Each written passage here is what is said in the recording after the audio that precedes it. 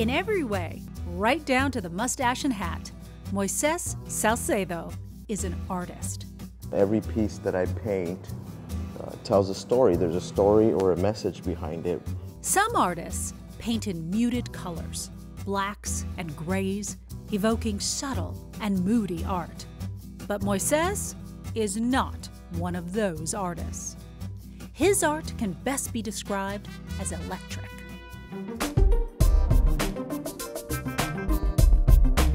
He uses these vibrant, bold colors that just immediately call your eyes to the piece of art. I've seen his artwork before compared to a lot of other artwork, and just the way, again, the color he uses just immediately grabs your attention. Moises, what do you think of Phoenix as an art scene? I love Phoenix as an art scene. Phoenix is my stomping ground.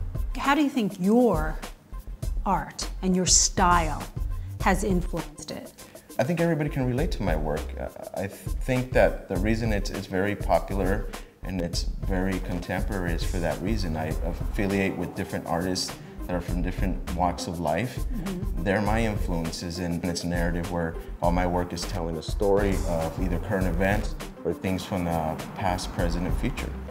Moises says his art isn't political, but he does say it's a reflection of what's going on around him.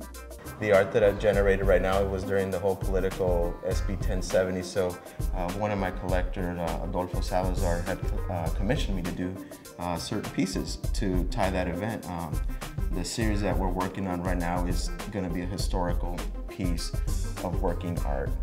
Moises curates two art spaces with his work, the Sagrado on Grand Avenue and the 1205 Art Space, both near downtown Phoenix. He shows his work in his friend the attorney's office, which coincidentally and conveniently looks a lot like a gallery. His art is, it's very contemporary and modern, and what's really neat about it is he juxtaposes that with subject matter that's folk and roots. It has soul to it. Moises's art isn't just limited to wall art, and he has turned old brick walls that are half a city block long into murals celebrating his world and culture. What I'm curious is, when you do a mural, do you have to sketch everything out first and, kind of lay it all out before you do it? In this case, in this piece that I did, is I freestyled it. I just, no sketch for it. Really? I just kind of took elements of different parts of the culture, from indigenous to contemporary, and just went for it.